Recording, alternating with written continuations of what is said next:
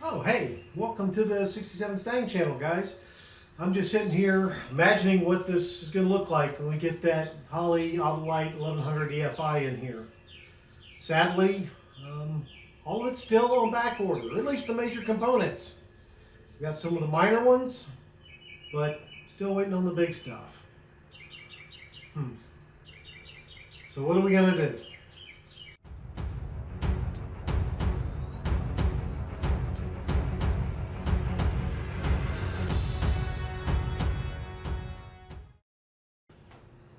Well, I'll tell you what we're going to do. We're going to work on some other things while we're waiting for those parts to come from that are back order with Holley. I did call Holley yesterday, talk to them. Originally, the part was supposed to ship last week, according to their website. Is estimated shipping date.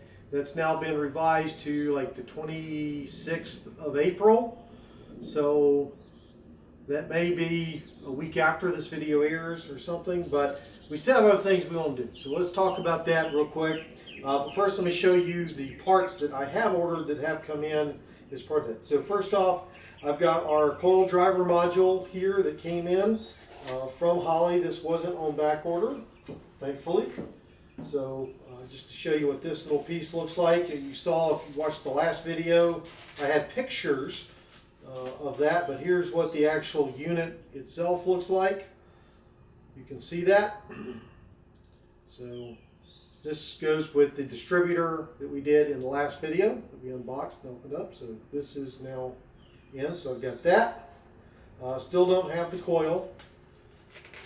I've been holding off to order it because it's in stock and no point in spending the money on it yet until I know, when the other stuff is going to get here.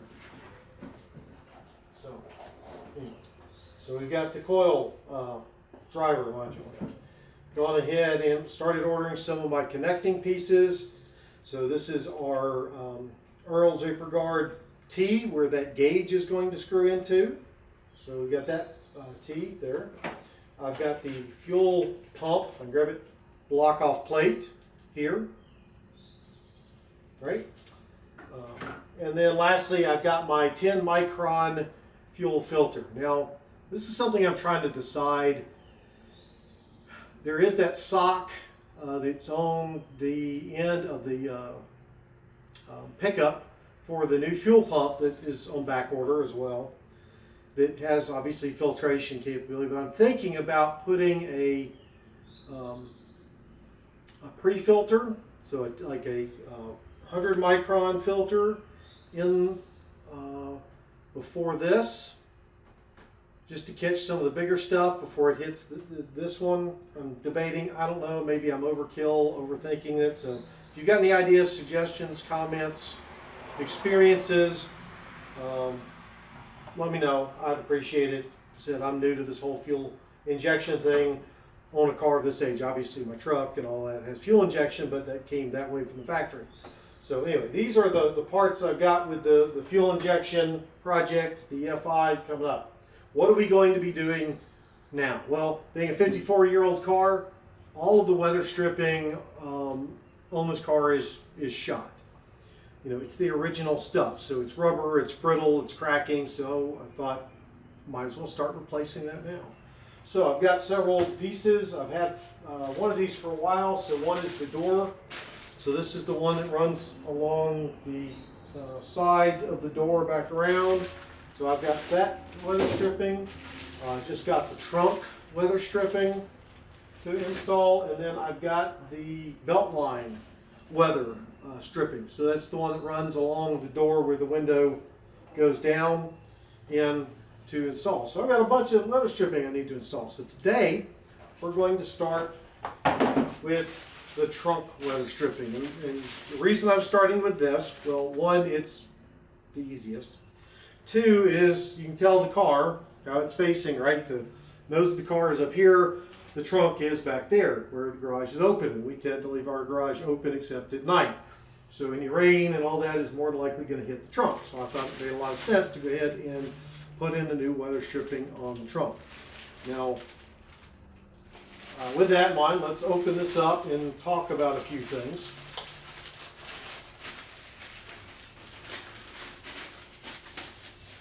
In case anybody's interested here,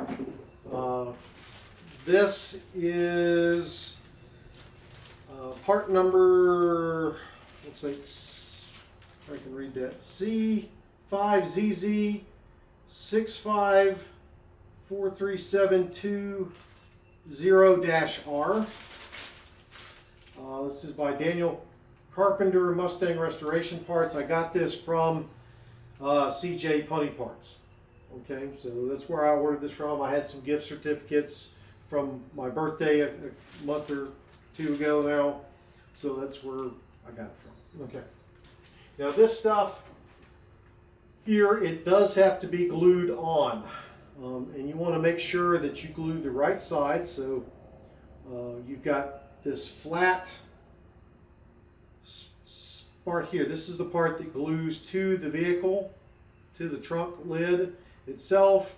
You can see how it overlaps, and this matches the original, which I'll show you when I pop the trunk on that. We'll talk about that next. But as I understand it, if I check the picture correctly, yep, that it goes on. So this would be the outside of the car, you know, facing where the tail lights and all that. This would be where the inside of the trunk is. So it's got to go on so that this flat side, or this back side here, faces out, and the open part of the seat faces in towards the trunk. So yeah, I guess with the trunk it would go, you know, like that, because the trunk lid would be on top here, right? So let's go talk about what we got to do to get this installed, shall we? So we'll go back there. Before I do that, I want to let y'all know a couple other important things. One, I've got a new website for the car. I have a description of the history of the car on there. I've got the data code decoded on there. I've got some pictures put up there. Links to various things like the YouTube channel, which if you're watching you already have. I do have a news blog stood up so that I'll be able to post things even before the videos come out, or let you know when videos are happening. If I get new exciting parts in or whatever, we'll go there. And so want to encourage you that. It's going to be 67stang.weebly.com, and I'll put a link to it in the description below so you can check it out. And you can leave comments on the news blog, so that'll be exciting. The other thing is we've hit 200 subscribers on the YouTube channel. I know in the grand scheme of YouTube that's pretty small, but to me that's a pretty big deal. For just me restoring this one little car, it's a family car, I'm pretty excited. So what I've done is set up a promo code that I will put at the end of the video. So if you watch through to the end, you'll get the promo code, and it'll save you 10% off of anything in our merch store. This promo code will work through, I believe, the end of next month. So in the end of May. So you take advantage of the discount. Again, you get shirts like this or mugs like this. I'm also working on a new design that's not just Mustang related, but car person related. I think you may find amusing and like. So we'll see how well that goes. But let's get back to the car now, shall we? Okay, so let's walk around back here to the trunk and pop it open. Let's see here if I can do this. Get the key and pop the trunk. Okay, so we've got the original weather stripping here. You can see how cracked it is. It's actually in worse shape than I thought it was. But that is the original weather stripping from 1967. Okay. So we're going to replace it. Now, how do we replace this? Well, first thing, this is, again, as I said, glued to the car. So we got to pull that off and get that old adhesive off, clean that up. Now, according to the videos I've watched, can you do it on the car? Yes. But they say it's much easier to take the trunk lid, deck lid, whatever you want to call this thing, off the car and work. And since I'm noticing, I've been looking, like, see all this surface rust? Let's see if you can get up there. See the surface rust right up here? I want to take care of all that too. I should have got new stops. These new bump. I didn't. Well, I can order those later. I'm also seeing some rust and stuff here I need to take care of. And luckily, that same paint that I used to paint the front and rear valence, when I put the reverse lights and the marker light, or the parking lights back in, I got some more of that. So I've got the original color that I can, paint this with. So I can clean all this up and paint the underside here to get the rust done. I'm going to want to save this original trunk sticker here.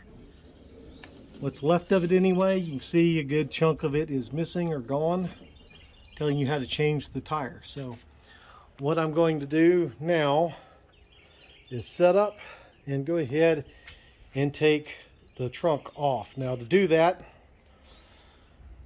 they suggested that I mark the location of the hinges on the trunk lid here so that I know where to put it back, because apparently there's some shifting that can occur and all that. So I'm going to do that. I'm going to get some painter's tape, mark that off, and then take that off. I think these are either 1/2 inch or 9/16 head bolts. I'm also going to try to put something underneath here so if this shifts that I don't muck up the car. So let me get all that going.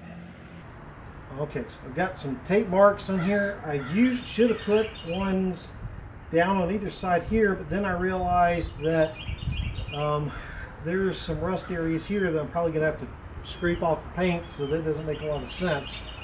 So what I have done is mark the tape. Oh, I need to mark it there too, so get my Sharpie back and try to mark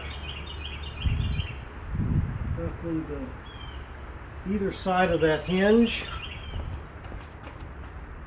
So I've got the top located and the sides located, so I can hopefully position that back where it goes to. So now I'm going to loosen up these bolts. As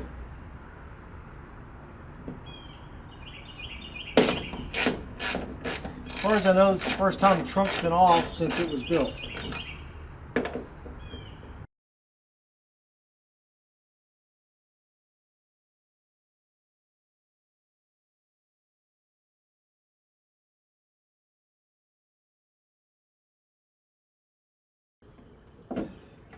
Videos make this look a lot easier coming off by yourself.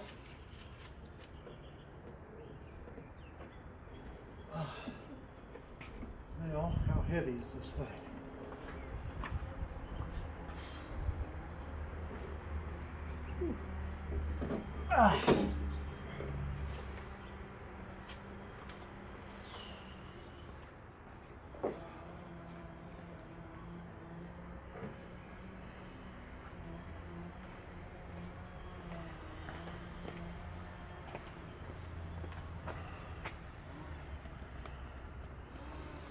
Okay, so we got her off. Now let's come over here. If I can do this without killing myself. And take a look. Oops, going the wrong way. With her.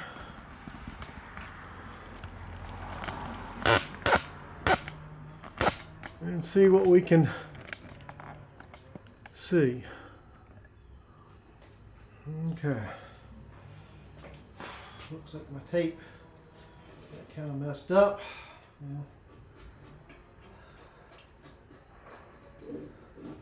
Not as rusty as I thought that was. It's just, not sure. Must have painted it after they put it on, because it doesn't look. Ooh, might be a. Can't tell if that's scrapes or some sort of part number stamp there. With that, try to keep our tape intact. You can see definitely bad rust going on here. We definitely want to take care of that while we have the trunk off. So I'll probably go ahead and pull. Now I may leave that on for a second. And over here, same thing. I wonder if they had some sort of adhesive there too. It's getting all over my fingers. I wonder if they sealed that. Also can see some rust up in here, so I'm going to have to try to tackle that somehow as best I can. Not too bad along the back side. A little bit of rust there, we'll clean that up. But God, yeah, this seal is just shot. So, okay. Plan now, I got to get the seal off. You can see, I hope you can see, there's a seam right here. That's where it starts, and then it runs around either side. So I'm going to start trying to scrape that off using, well, probably I'll get a combination of things. A scraper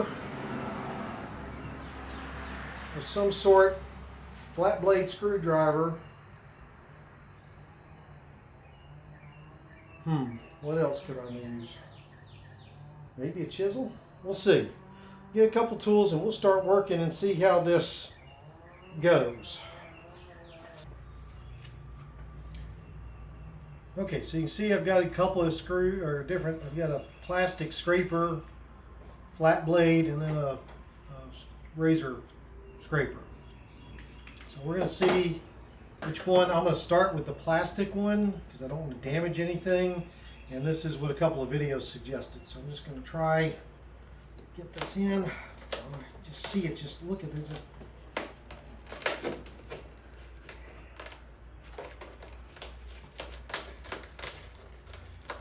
It seems to be working pretty good.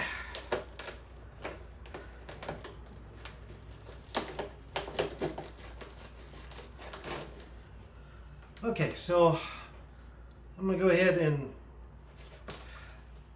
time lapse the rest of this so you can see it, well, watch it being done, and I'll put some music to it.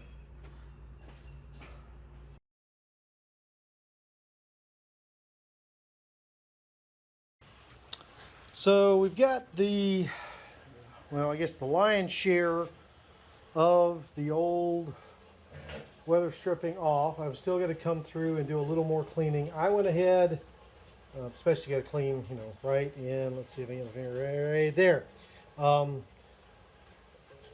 But anyway, I ended up using a wire wheel on my drill to get it off.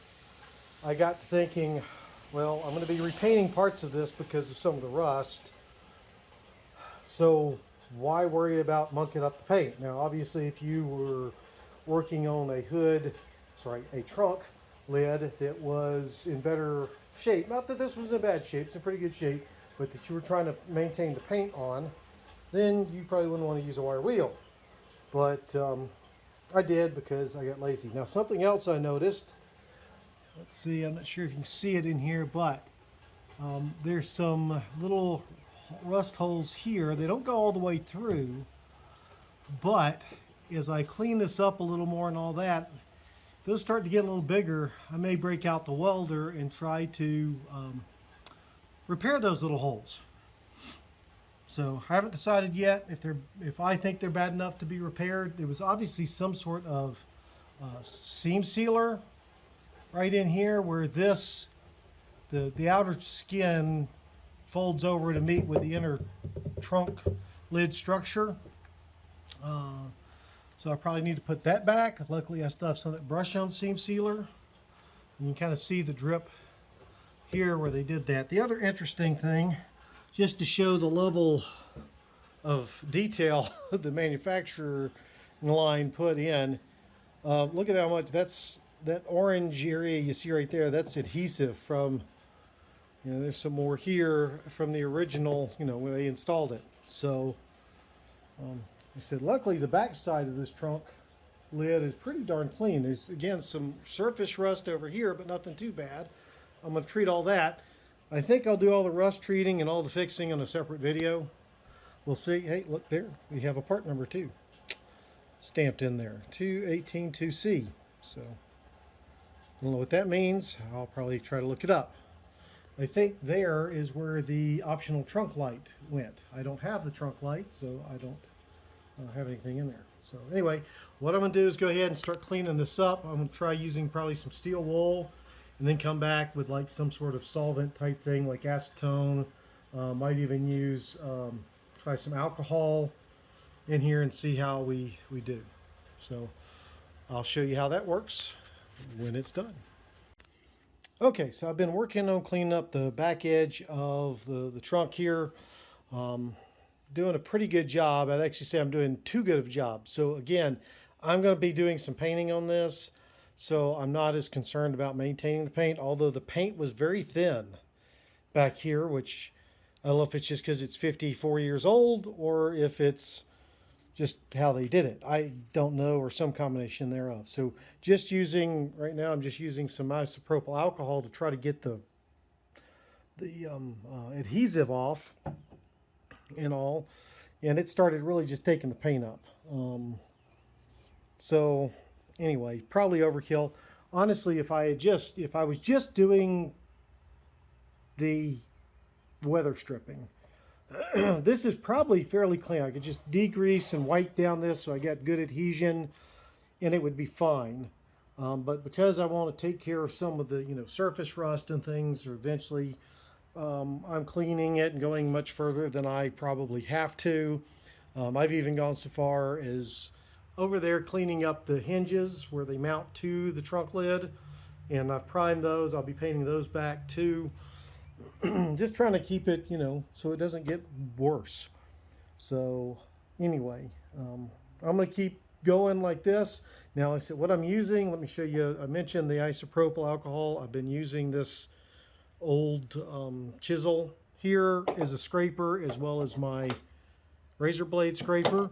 Been using a green Scotch pad in various grits of sandpaper, some 100 grit, 600 grit, 800 grit, whatever I have, along with some steel wool, and again the alcohol to clean it up. So that's what I'm using to go around this. I'm going to keep going, and again I'll show you all when I'm done.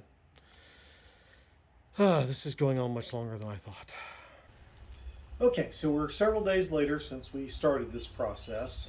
I've painted the underside of the trunk lid, put a couple of coats down. No, I didn't go back and sand it and get rid of all the drips and all that because, well, it's the underside of the trunk. So we're ready to go ahead and start putting on our weather stripping.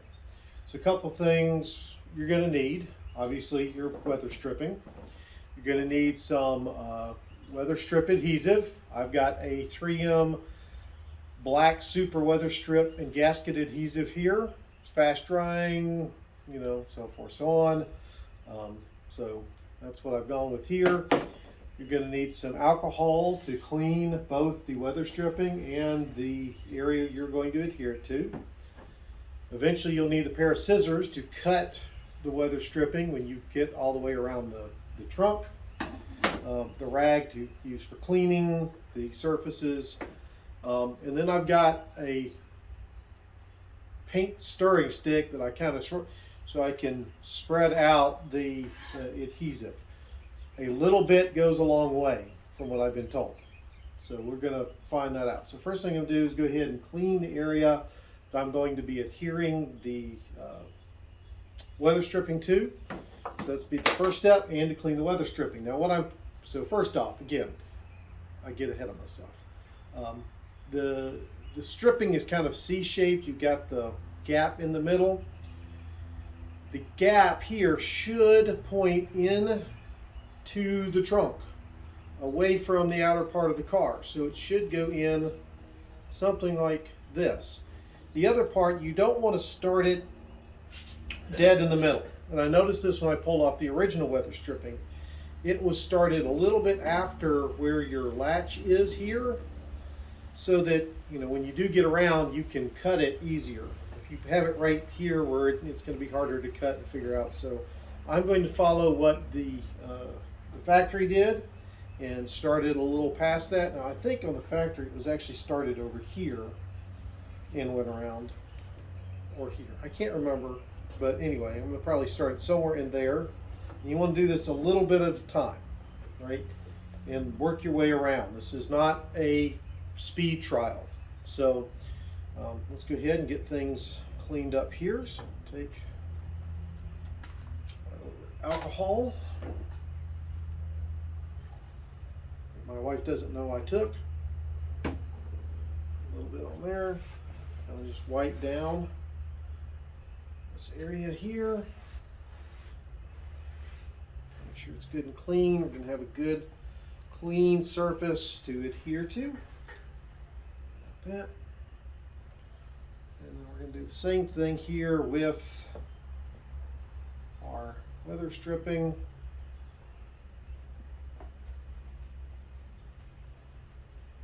You know what? Something I'm going to go do too, real quick, is go get some rubber gloves to put on so I don't get adhesive all over my hands.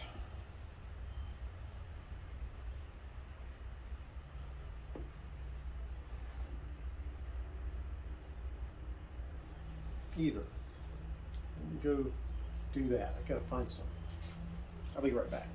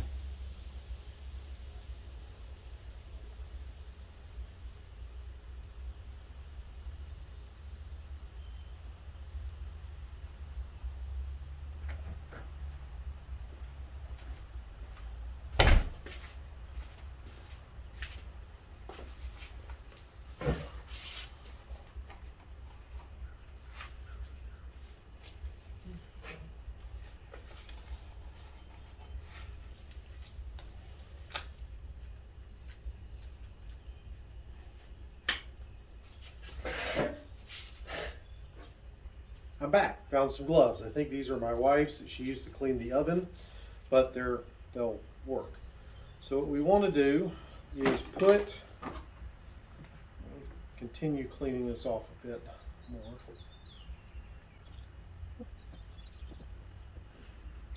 We need to put some adhesive on here and up here. So I'll take this. I've never used this stuff.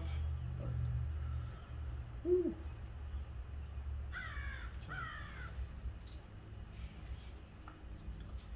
So we're going to put this.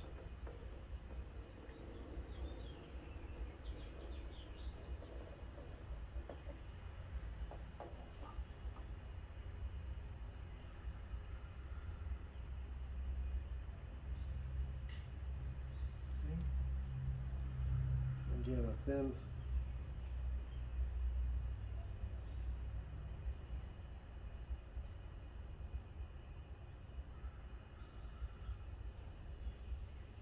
Here. I'm going to be putting the lid back on so that stuff doesn't go everywhere because it seems to want to. And I'll take my stick here and kind of spread that out over the channel here where I want it to stick.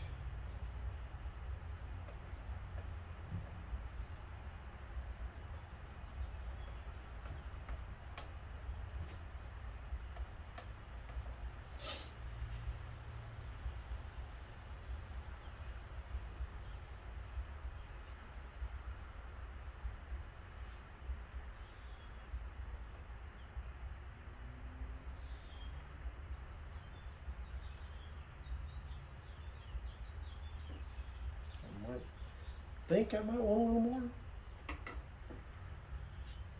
Don't know for a fact.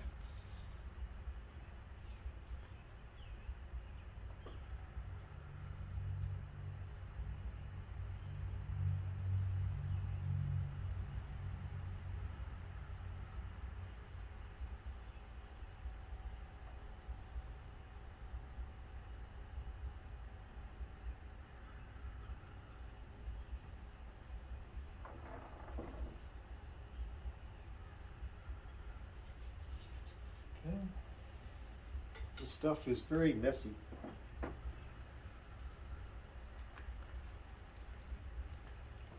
Kind of wants to go everywhere.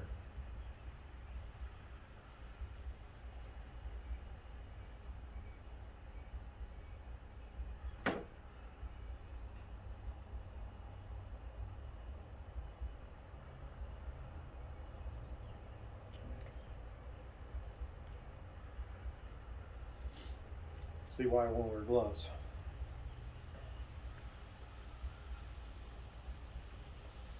Okay.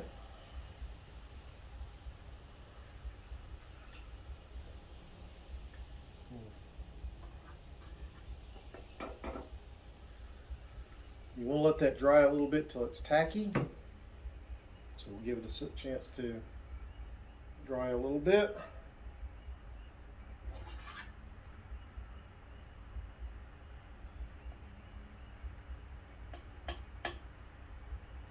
Seems like it's getting tacky, I don't know.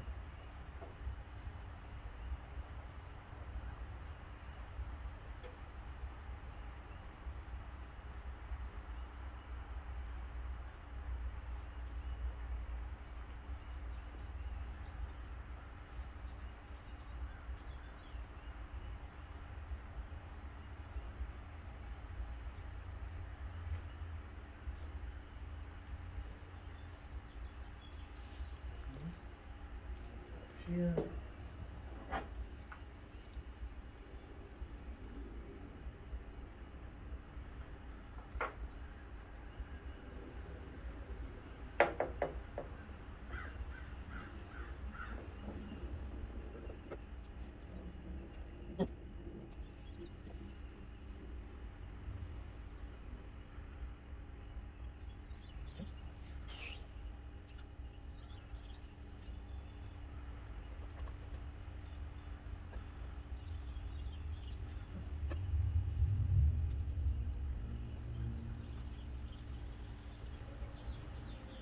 Okay, so you get the kind of idea of what I'm doing. I'll bring you back when I'm around. We're getting ready to come up here on the end. Okay, so I've got the weather stripping installed. One thing I forgot to mention is that you might want to get some tape to hold it in place. As it goes around the curves of the hood, it wants to pull away, so using tape to kind of hold it in place, keep it where you want it, is a good idea. See, I've done that in here. So now I want to let this cure for a little bit. It shouldn't take too long. It's fast drying. I will tell you this. This stuff is messy. This adhesive stuff is very messy. I've got little strings of it all over here. I've got to figure out how to clean up. I've got globs of it. When they say a little goes a long way, they weren't lying. I use more. You see some of it got up here. Not necessarily a big deal because the factory stuff was pretty messy too. I had globs of adhesive that were coming up. I think I may have mentioned that or showed it to you. So the factory wasn't exactly perfect when they did this either. So maybe I don't need to be. But I've got more over here than I want to as far as stuff. But anyway, I'm going to let this sit. You know, I probably ought to check and see how long this stuff takes to set. Let's see. And that's precautions. Directions for use. That's probably down here. Okay. Probably down here. So, blah blah blah. Allow adhesive to dry until tacky. Okay. It doesn't say how long. It should set.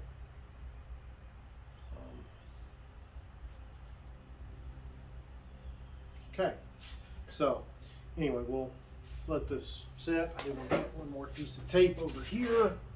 Let's see, it's not exactly staying where I want it to. Pull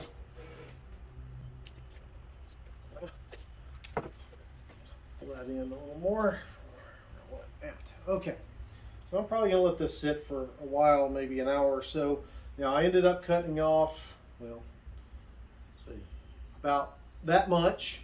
of this where it extended past, so you do have a little extra, so keep that in mind. So yeah, now we just wait and let it sit here. Exciting.